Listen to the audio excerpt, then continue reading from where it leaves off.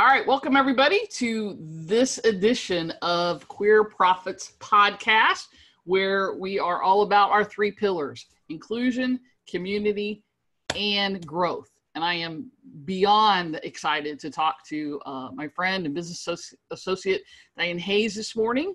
And Molly, who will be joining us apparently, Molly the cat.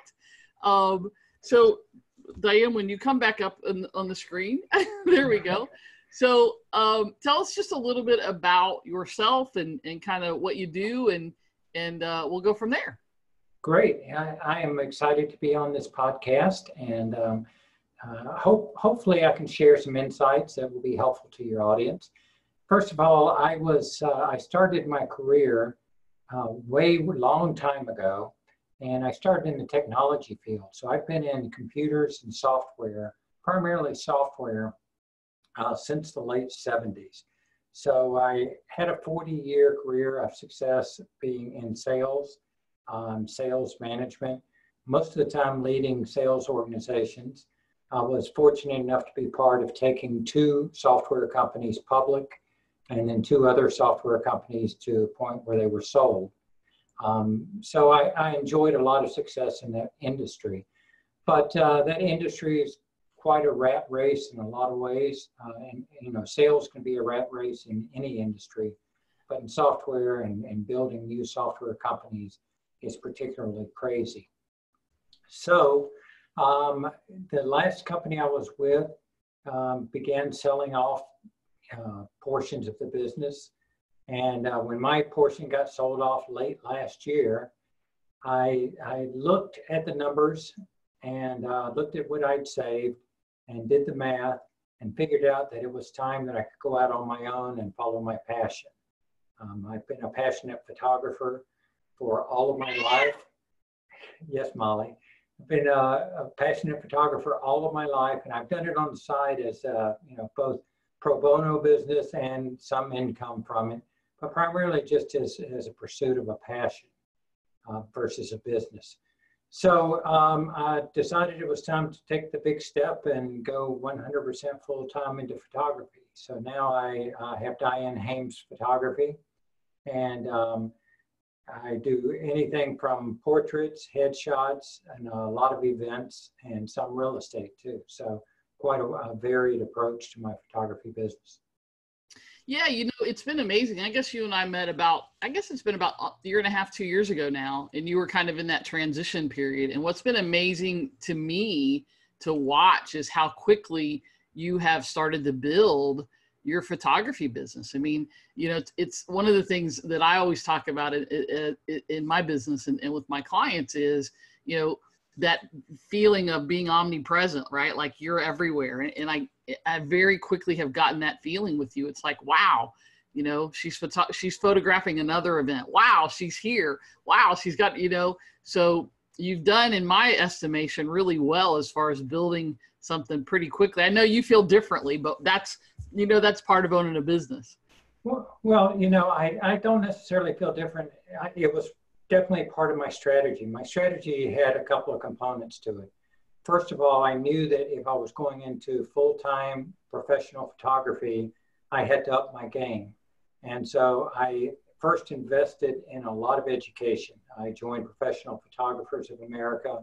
I went to Imaging USA, which is the big conference that they have every year. Just soaked up all the knowledge I could get. I've done tons of web-based courses from people like Annie Leibovitz and people like that who are famous photographers, just trying to learn more and more about the craft and the technical aspects of the business. The other thing I had to do was up my game from a skill set, not only the skill set, but also equipment. So I've been investing in this year of investing in new cameras, new lenses, backdrops, studio lighting, all of those kinds of things that I had to invest in to help build up and get the business going. And so part of my strategy was to get myself into a place where I felt confident and that I could deliver a high quality product. And then, as you said, you know, I'm glad to see that you recognized it. My other part of the strategy was take any photo job I could get, even if it was pro bono, just to be there, to get the experience both in shooting different environments and the experience and the omnipresence that everybody goes out, everybody knows that I'm around. My dad was in advertising all of his career. And a couple of things he always talked about when they measured the impact of their advertising. And that is they would do pre and post campaign studies to measure unaided recall and aided recall. So I think that, you know, a year ago, if you'd had both of those, both an unaided recall or an aided recall on Diane Haymes photography, you probably would have gotten nearly zero. Now I think I want to get to the point where an unaided recall, I'm one of the names that pops into their head. And that does mean I have to self-promote all the time and just be present and be everywhere. Yeah, and you know, it's amazing to me, you know, as a marketer, I talk a lot about, you know, how to market your business and that sort of thing. But I love the fact that, you know, you're doing so much of just the sort of the networking aspect. And then my guess is, and we didn't talk about this ahead of time, but my guess is you're getting a lot of referral business.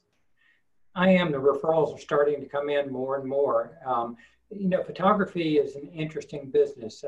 I compare it to the other extreme of like my insurance agent. I met with my insurance agent 20 years ago, and I hardly speak to him any other time, and yet he gets a bill, you know, I get a bill from him for cars and home and everything else. Right. So it comes regularly without doing anything.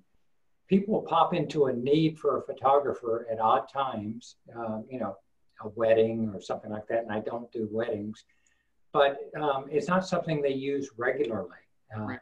And so that's why the unaided recall is so important, that when there is a need for a photographer, I need to be one of the first people they think of. Yeah. The other thing is, the other part that's interesting in the market is a lot of the need I have to kind of develop on my own.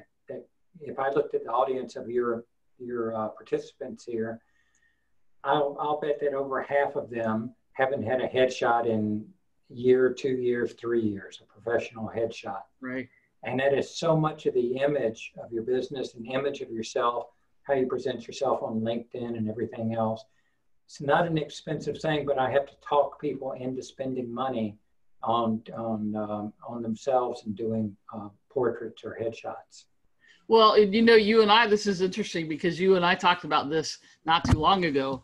You know, I need to have mine redone, and it's just that whole like, it's not about the money. It's not about any of that. It's just the whole thing of the hair and the makeup and figuring out what to wear. And, you know, for me, that's the thing. I don't mind sitting down and having the shots done. It's the whole like prep for all of that, you know, that has to be done. But you're right. It's an investment, right? It's an investment in yourself and in your business. That's important because, you know, for most of us as small business owners, you know, we are the face and the image of our businesses, and logos and all that aside, when people think of complete marketing systems or Queer Profits, they think of me, just like when they think of, you know, Diane Haymes photography, they think of you. And so having that right, you know, and it doesn't have to be a glamour shot. I think that's the other big thing, right? I mean, look, I'm not a glamour shot kind of gal, but it is that intimidating piece. I remember when I went in and had the headshots done that I'm using now,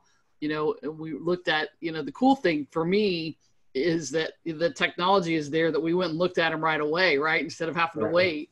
And I was like, but my eyes are squinty because that's what happens when I smile.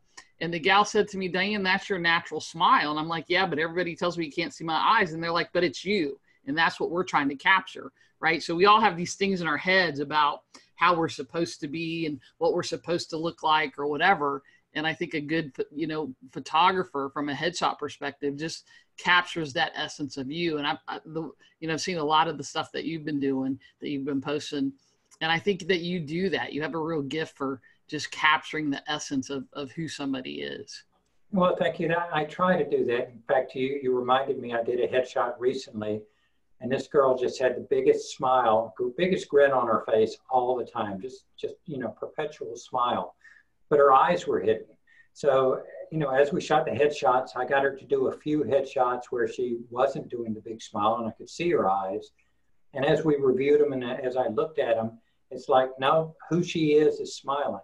And not seeing her eyes is okay because her smile is who she is. Yeah, yeah. So let's talk a little bit more about some of the specifics of, you know, what you're finding now that you're in your own business and being, you know, a part of the queer community. Are you finding that you're having any issues or problems or challenges, or are you predominantly marketing and doing things inside of our community? I'm doing a lot within the community, but I'm also doing stuff outside of the community. And I think that perhaps since photography falls into the arts, it's, you know, maybe I get more leeway that artist can be, I'm a lens-based artist, but artists can be a little bit more non-normative, be on the edges of the curve and people accept that more. So I haven't really seen any problems with that as a photographer. And I've done quite a bit of business that is outside of the queer community too. Good. So, Diane, let's talk a little bit.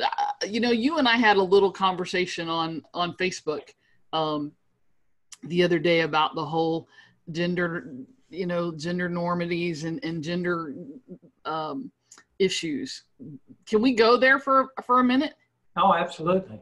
So let's talk about, because I think, you know, and again, part of that was, and first of all, you know, I said this to you before, but, you know, I love the fact that we can have conversations about things and you know, for me, it's about really not knowing and wanting to learn and having a place where I can say, because I'm comfortable with you, right? To say, look, I don't understand. Like, you know, what's the difference? What's, you know, how do I navigate inside of my own community and not offend, right? Or not use the wrong term Sure. or whatever. And I think sometimes, you know, that's part of why the pillars are so important to me, right? The inclusion and the community piece, so that we can have some of these conversations. So, you know, I love having the ability to know that we can do that. So I love having this forum where we can talk a little bit about some of those things that maybe I'm the only one, right? But I doubt it. I think there are a lot of people,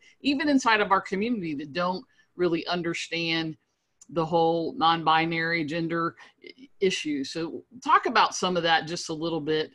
Okay. Yeah, I'm happy to. In fact, that's one of the things I do on the side. I spoke to 2 different classes at Georgia State University yesterday, and a couple of weeks ago did another class. And I'm happy to go out to any organizations and do a gender class, because nobody really covers that education about gender. And, you know, you mentioned the LGBT community. Of the letters LGB, only T is one that's gender related. Everything else is, you know, relationship or attraction related. So we're kind of the T community or transgender community is even an outlier within the LGBT community. So, and you know, even within that community, people don't understand. So I think that probably the best graphic that one can look up and understand is something called the genderbread person. And it looks like a gingerbread man, but it highlights that there are 4 different dimensions to each person. And the key learning is that each of these dimensions are totally independent and variable. So they're not on off like a light switch, they're more like a dimmer switch. And the 4 dimensions are your heart, which is your attraction, and that's, you know, who you're attracted to is who you're attracted to. It has nothing to do with anything else on you. Your sex, which often people associate sex and gender as being synonymous, but they're not, they're 2 different things. And your sex is generally referred to as your physical anatomy. Is that more male or female or intersex? Your gender identity, which really comes from your brain. And I've got a lot of scientific studies that I share in my talks that point to the parts of the brain and characteristics of the brain that show that, for example, a transgender woman like myself, certain aspects of my brain are more closely aligned to a cisgender woman than they are a cisgender man. And then the fourth dimension is your presentation. And so, someone can be totally female in their gender identity, totally female in their physical sex, be attracted to men or women, and then decide that their presentation, they want to have short hair, wear men's suits, and, present more like a man. And so that's the important thing, that all four of those dimensions are independent. And just because someone has short hair and wears men's clothing doesn't mean they're a lesbian, doesn't mean that they're a transgender. So once you understand those four concepts, and then get into, if you're interested, get into some of the roots of what causes a gender dysphoria and what it means. And I'll just leave one other quick learning, because I could go on for hours on the subject, literally. The term trans or transgender is an adjective, and or a prefix, which is Latin, and is always used as an adjective, not a noun, like I am not a transgender, I am a transgender woman. And cis is a Latin prefix that means a lot, the opposite of trans. Trans means across from, as in transatlantic, transcontinental, things like that. And cis means alongside. So it's important that we start really incorporating cisgender, cis male, cis female into our vocabulary, because the only way that you can, that's really the only way that you can describe someone who is non-trans without being offensive to someone who is trans. People try to describe a non-trans person as saying something like naturally born female or genetic female.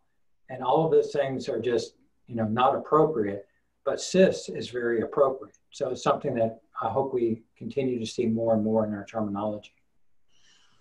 Wow. So, it's just always amazing to me the stuff that you learn. And I love that, even though, Queer Prophets podcast is about the business piece, I so want the inclusivity thing. And so that's kind of why I wanted to talk to you about this, since we'd had that conversation. And, it's always amazing to me how much I learn.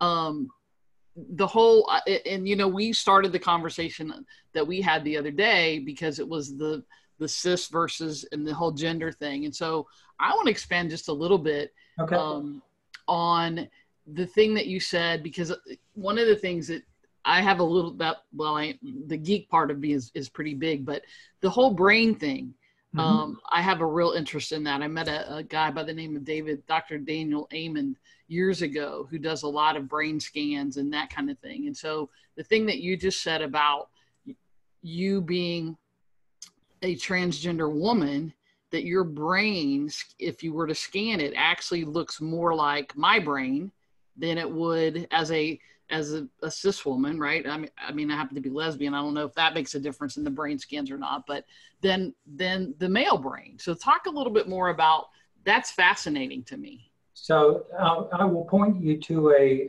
video that is probably the best video about gender and sex that I've ever seen. And the name of the video was Through the Wormhole. It's narrated by Morgan Freeman. And the episode was, Are There More Than Two Sexes? And that goes into great detail about all of the variations of sex. For example, women who have, they gave some examples in there of someone developed totally as a woman, got into her teenage years, never had a period, and then they went in and started studying her and found out she really had XY chromosomes. And so genetically she was a male, but with androgen insensitivity syndrome, testosterone had no effect on her body. So there's just millions of combinations like that can happen within the DNA and little changes.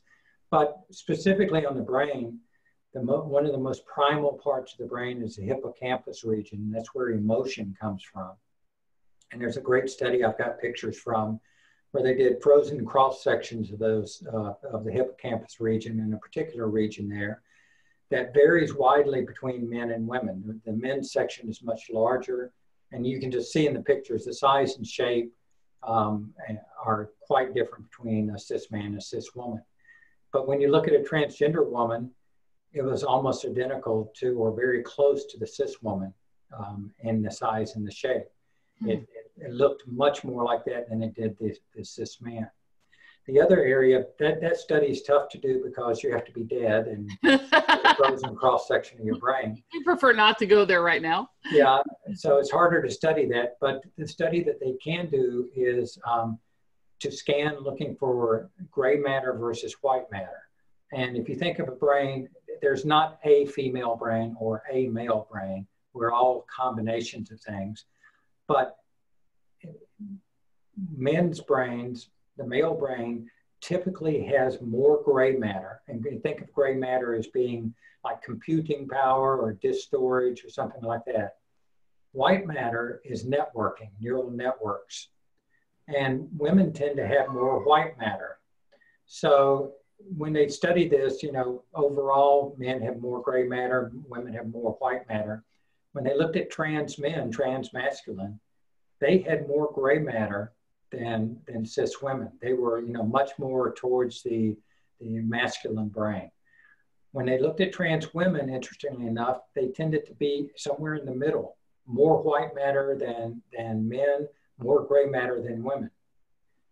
So, you know, it's just the structure, internal structure from the beginning.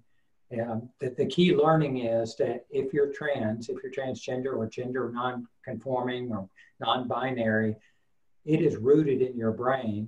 You are physically built that way, and regardless of what other genitalia or anything else you might have.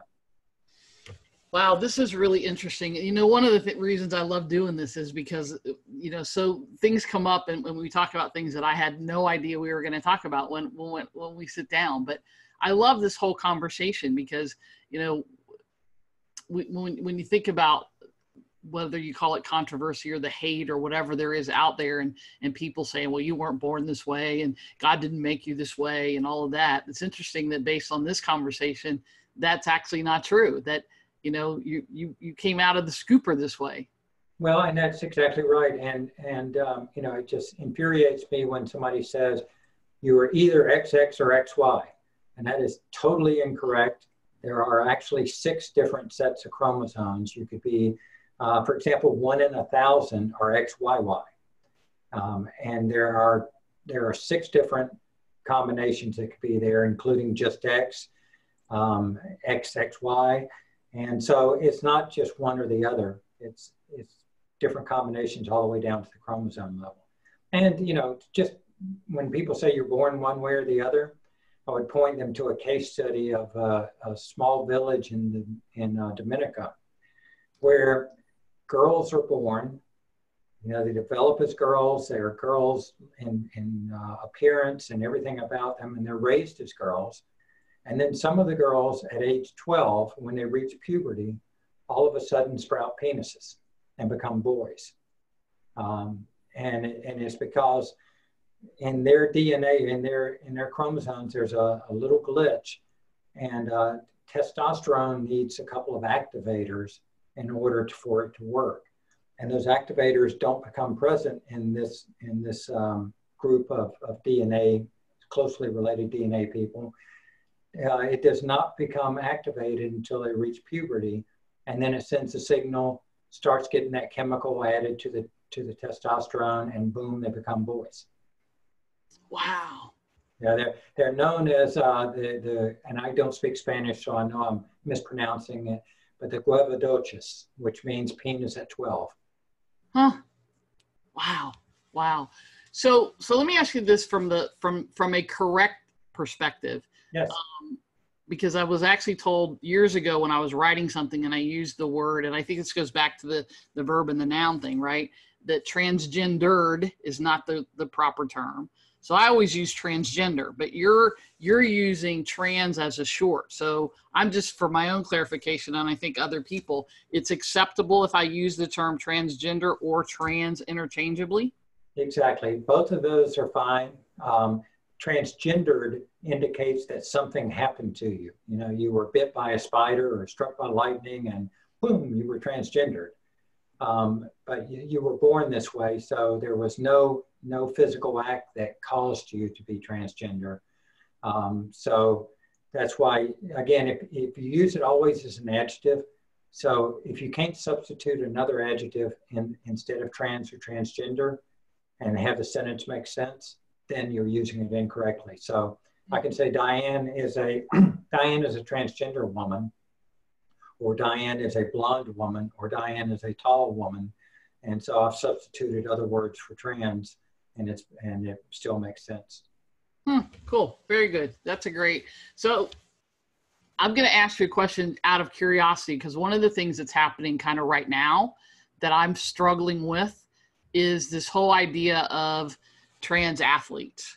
Mm-hmm. So let's talk about, because there's this piece of me as an athlete, as a female athlete, that says, okay, maybe it's not fair, right? But there's the piece of me that wants to be supportive of, my trans brothers and sisters, is like, okay, well, if we say that's not fair because there's certain, hormones or whatever, then where's the place for a trans athlete to compete? So let's talk about it, just because I know we can have these discussions, and I think it's something that's in the news right now, and that is going to continue to be in the news. And quite frankly, I can't put a finger on, like, where's the place and where does this fit, and how do we, as we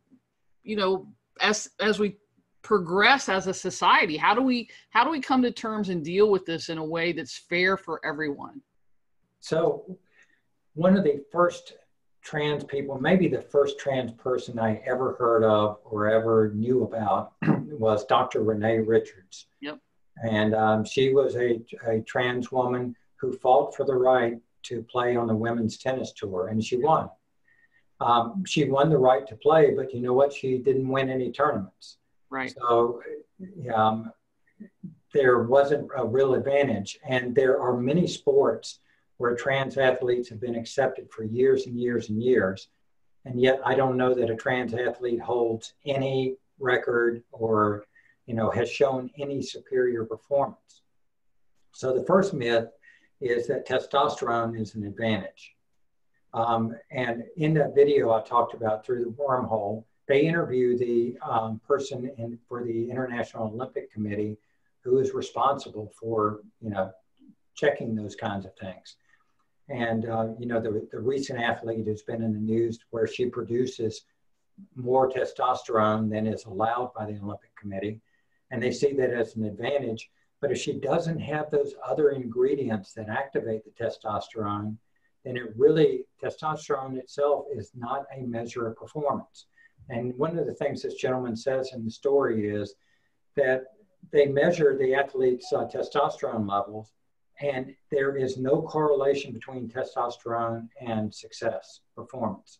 So even if you look at the men, within the men's division, if testosterone was a determining factor, the men with the most testosterone would be the most successful. But a lot of times, men with the lowest testosterone in the group are the ones who are winning the events. So there's no correlation. Secondly, the testosterone levels are ranges, and men's and women's ranges overlap. You can be a man with natural testosterone levels that are acceptable that are lower than women who have natural testosterone levels that are above yours. So all of that saying, the idea that if this athlete has a higher testosterone level naturally, that she has gained some kind of advantage is a myth. Secondly, athletes have natural advantages naturally. Look at the great swimmer, and I can't think of his name right now, the one breaking Michael Phelps. Michael Phelps. Mm-hmm. Michael Phelps has two physical attributes that help him be successful and help him win gold medals. They occur naturally, but they are different from everybody else. The first one is his feet are more like double jointed, so he can really straighten out his feet into elongated flippers. The second one is more important, and that is that his body does not produce lactic acid and as much as a normal athlete would. And if you know about sports, as you're using muscles, the lactic acid that's used in the muscle release builds up, and that's what makes your muscles heavy and tired. So he basically does not get as tired as the other athletes because he has a natural body chemistry that does not produce lactic acid in the same quantities that others would.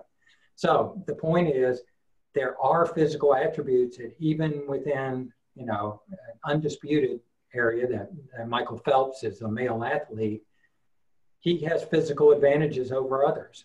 But at the end of the day, what makes athletes successful is their dedication, their focus, their, you know, ability to perform under pressure, and all of those things. So yes, and Molly agrees with this wholeheartedly. So, you know, at the end of the day, I understand. And the other thing is that, for example, with a trans athlete like myself, once I've been on estrogen and off of testosterone or killed testosterone for some period of time, then I lose any advantage of muscle or anything else that I have with testosterone within a matter of months. So does that apply, Diane, even for like strength? Yes. Yeah, my strength is nothing what it was before I went on HRT. You know, you lose muscle mass quickly. So, you know, while you could, you know, like a male athlete could dope up on testosterone to help them produce more muscle mass, and just in general, a trans athlete does not have an inherent advantage. And it's borne out because, as I said, if that were the case, then trans athletes in sports where they allow them would hold all the records. And that's a great point. That's a great point that I hadn't thought of. You know, the thing that brought it to my mind most recently was I just read a story just this week about the young man who is, or the girl, I guess, because she's still a teenager, but the wrestling, right? Right. Who wanted to wrestle with the boys and was said no because now her birth certificate has been changed to be female. So in the state, I think it was Texas, they go by what's on your birth certificate. So because now the birth certificate has been changed and she's a female, they wouldn't allow her to wrestle with the boys. And this year, as opposed to last year, there were many less girls that refused to, you know, that forfeited their matches. But, you know, my heart goes out because you can almost see, even in the photo that was posted, and I get it, it's a snapshot, right? But where her hand is raised in the championship, you can almost see this, like, there's not that jubilant, like, yeah, you know, I won this thing. I'm the national champion or whatever, or the state champion or whatever it was. There was almost this look on her face of dejection and rejection. And, you know, it just made me sad. It just made my heart go out for her because it's like, you know, it somehow just took away from, I just felt like, and maybe that's just me projecting, but it seemed like it took away from that happiness and that joy that should be there as an athlete and as a person who just won the highest title in your state because of this controversy. Yeah, it definitely takes away. I do a lot of running, and I run a lot of 5Ks, and occasionally I'll get a podium within my division, you know, which is female 60 to 64. Now, again, I'm not dominating it, you know, and it's rare that I get a second or third place. But when they announce the winners, I have a little bit of that, you know, sheepishness about accepting it because even though I know that I have no advantage, in fact, I'm carrying around more weight than most of the other women. So I understand that. I think it's something that we should accept the athletes and let them perform. And then if we see that we have a problem, you know, then we can address it. Right now, it's not a problem, but people are guessing it's going to be a problem. Right. I think the best example of gender independence in sport is derby, roller derby. And in roller derby, they have what's traditionally men's and women's teams. And you just pick which team is more appropriate for you. They don't have to see a birth certificate. They don't care, you know. You can skate with the men, skate with the women, whichever one you think you identify with most. That's where you can skate. That's cool. I had no idea that they did that. Yeah. I haven't watched roller derby since I was a kid, so that probably is why I didn't know that. So Diane, let's talk about for a minute, because, you know, you just said, you know, sometimes even when you podium that you have that, you know, feeling of it's less than. How do we, as individuals, I mean, let's not get into the psychology, you know, thing here, because I'm certainly not qualified, but how do we how do we get past that? How do we get to a point where you can stand on that podium and say, yeah, daggone it, I worked hard, I've trained hard, and I've, you know, eaten right, and I've hydrated right, and I trained, you know, I did all those things, and just be proud of the accomplishment, instead of that little niggly, was what I call it, right, in your brain, saying, maybe, you know, how do we, and I know that it's a thing that we all have to do inside, right? I mean, the bottom line is that's where ultimately it comes for. But how do we as a community unite to be more inclusive and to help our trans brothers and sisters specifically? Because let's face it, you know, Jack Kinley and I, who, you know, had a conversation on the interview that we did. And it was interesting because he said, you know, I understand that I have, you know, privilege because I'm a white male. And then I have the piece that, you know, the gay piece. And he talked about the importance of, you know, doing better inside of the community and out with, you know, the people, whether it's trans or women or people of color, you know, and using our privilege as white people, right, to lift others up. But how do we do that inside of the community in a more inclusive and more community-like way, for lack of a better word? So that's a great question. And one of the talks that I give at times, I parallel some movements in our society. First one was civil rights or women's suffrage, and then civil rights, and then gay rights, and then trans rights. And as you look at the movements, you can see a lot of parallels about how people were demonized or, you know, dehumanized and oppressed before the rights movements began, and then what happened in the rights movement that really gave it success. And one of the things that I see in all of the movements, and you can see it especially in the civil rights movement in the 60s, when it was only people of color who were protesting, then it could be suppressed very easily. Well, not easily, but it could be suppressed and, you know, pushed back. When white people joined with people of color in the protest, then all of a sudden that gave it a different voice. It wasn't just people complaining about their lot, but it was the people of privilege who were also complaining about the status, the social status of this other group of people. And the same thing with the women's suffrage. When men were marching with women, and when men really became part of that movement, not because men are more powerful or anything, but it just gave it a different voice that now it's not just women complaining, but it's society recognizing that there's something wrong here. So, and I think the same thing happened with gay. As gay rights movement got more momentum, as straight people started saying, yes, mistreating gay people is unacceptable. We have to bring them on as full participating people in our society. And it's the same thing with the trans community. Right now, the trans community is demonized. You know, all of the stupid bathroom bills and all of the demonization and people. I just saw that a Georgia legislator is planning to introduce some stupid legislation to stop being able to do what's called a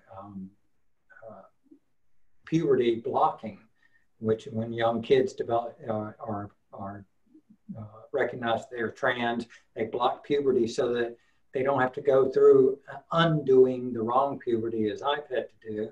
and they can just go through the right puberty once. And, you know, people are blocking that, and it's absolutely stupid. And the trans community is up in arms about it. And we're, you know, protesting and everything else. It's when we get the rest of the gay community and the straight community and all the people of privilege, when they are fighting mad about how the trans people are being treated, then we will get real movement. Because right now we represent 1% to 2% of the population. So a politician can demonize us, make us seem like the boogeyman, and if he loses every trans vote, it's rounding error. Mm.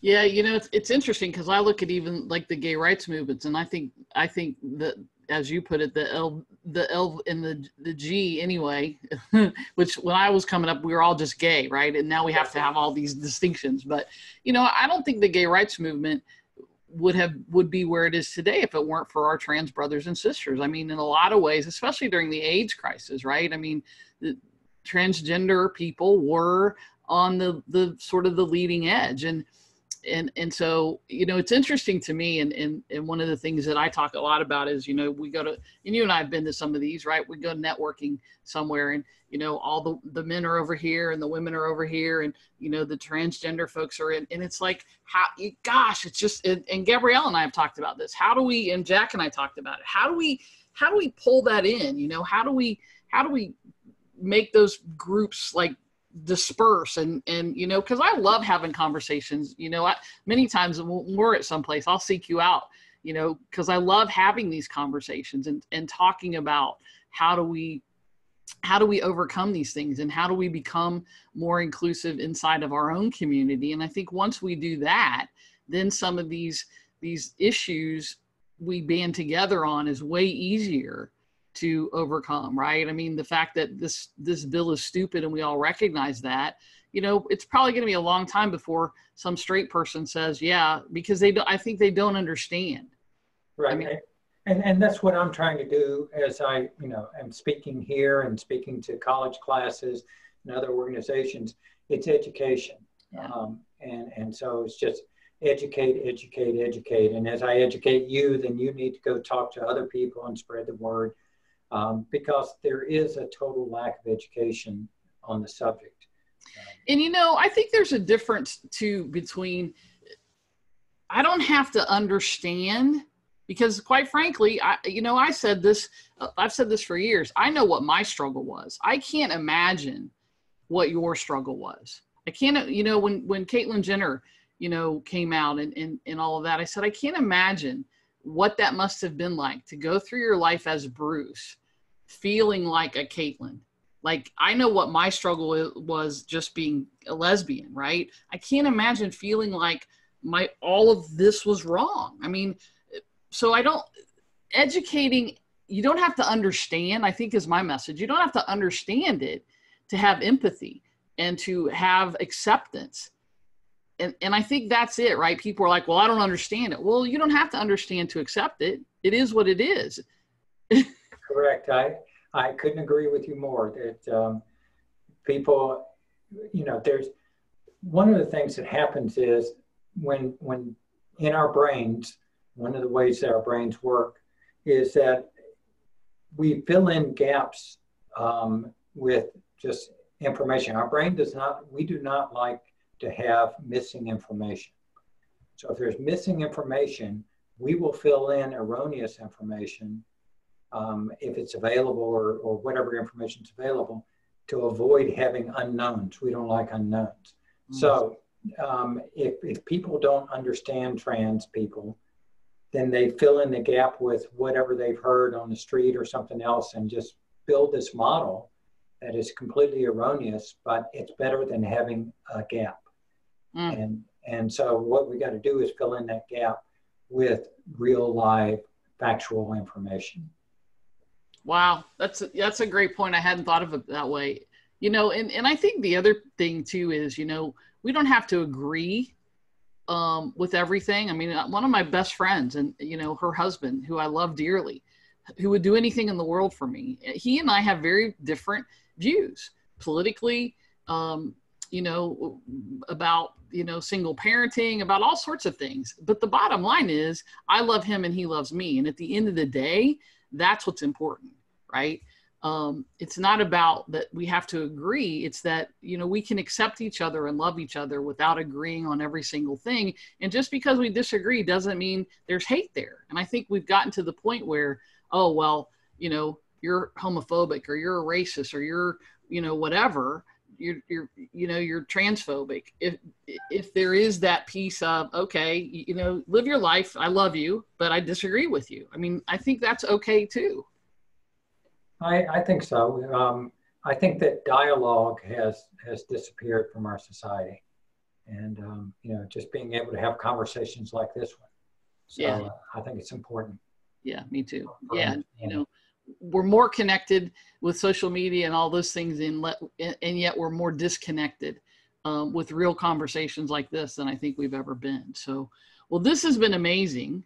Thank you so very much. And we didn't necessarily concentrate on the business aspect, but I'm okay with that. Hopefully you are. So before we wrap up, Diane, just because you have kind of made this transition and things from, you know, the working for somebody else and done all these amazing things to owning your own business, tell me what the best sort of business advice that you got or that you want to impart on others is. That's a great question. And I was fortunate. My dad was as I mentioned earlier, he was in advertising, started his own advertising agency. And so he imparted a lot of business advice to me over the years. And, you know, I guess one of the things that he really imparted to me was that your brand, which includes your ethics and everything else that goes with that, is the most important thing that you have. And that, you know, your image and how you treat people. For example, I had him give us a talk to some other advertising agencies at one time. And he said, for example, when you have a dispute with a client, you know, over a bill, he said his tact was to be quick and gracious in resolving it, giving them back more than they expected. They had that dispute. Because he said what happens is if you fight them, what happens is they fight back and you end up fighting. And then at the end of the day, you end up giving in to them. And now you've got no credit for having given in to them. They take credit for having won it from you.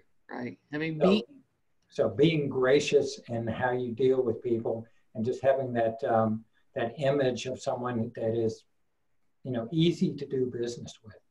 That's great advice. That's great advice. So we spent a lot of time talking about social stuff, but let's just, if there's one message or one thing you want people to get from a social perspective, what would that be? Get to know people and get along. I've had the opportunity to travel the world quite a bit. I've traveled to 49 states, a lot of countries, and all over Canada and Mexico and much of Europe. And the more you travel and meet people and get to know locals, the more you know that people are just people. We're all trying to do the same things. We're all just trying to get through the day to day. And we lose sight of that. One of the things that happens is the dehumanization of groups of people.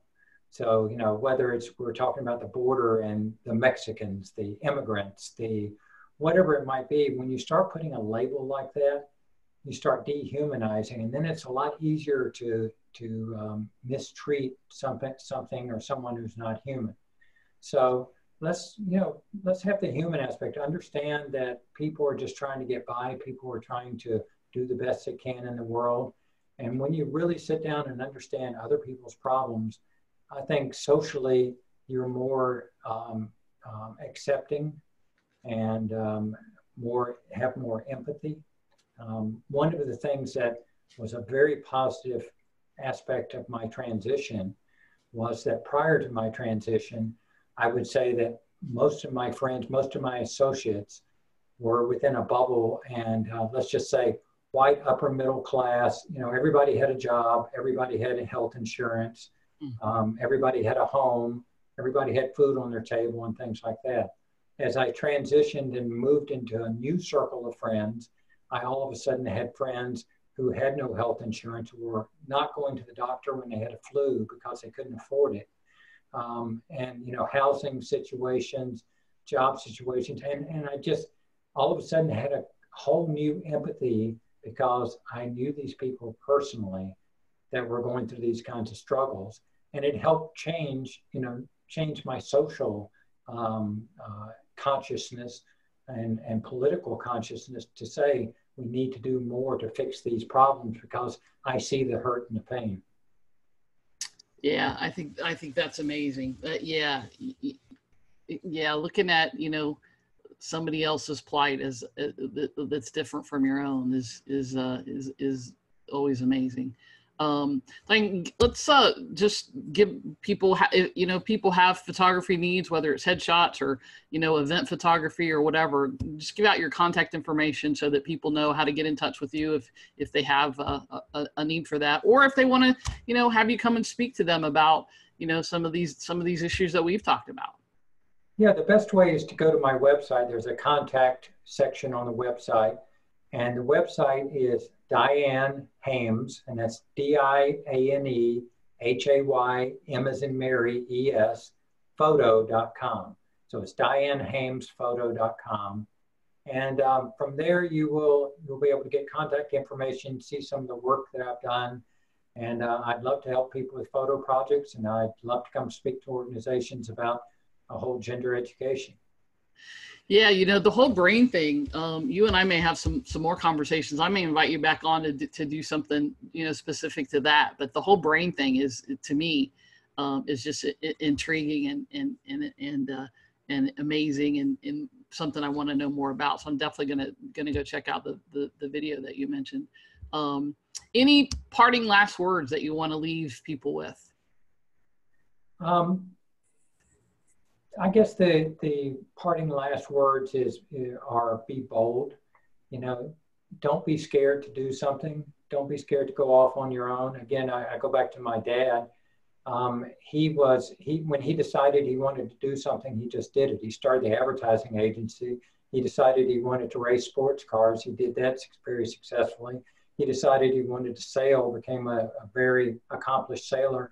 And all of these things that he did, and he built furniture, and he just, you know, said, hey, I want to go do this, and went and studied it, read everything he could do, and just did it. And so, you know, that's kind of what the approach I've taken, and just do it and be bold and don't be scared. You only have one opportunity. Boy, that's the truth. That's the truth.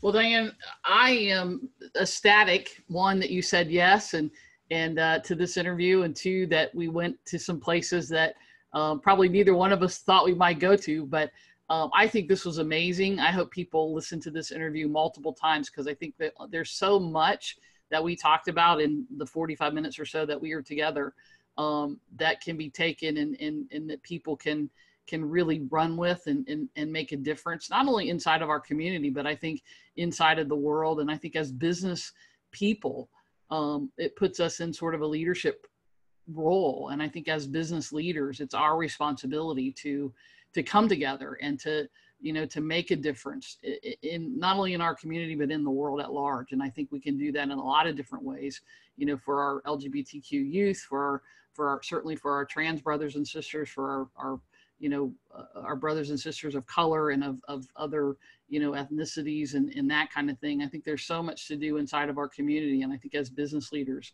you know, we can be a big force for that. And I know that I want to be that. And so I am just so thankful that you took the time and were open to doing this, and that we went to some areas that, you know, like I said, were a little bit different, but I love having that. And I hope that this interview makes a difference for somebody, right? And makes them be active or you know, reach out to somebody that maybe they normally wouldn't have reached out to. So thank you very much. I appreciate you doing this and all of that. I'm Diane Conklin with the Queer Prophets podcast. Always would love your feedback. Share this with anybody that you can. And remember, the 3 pillars are so important: inclusion, community, and growth. We'll see you next time.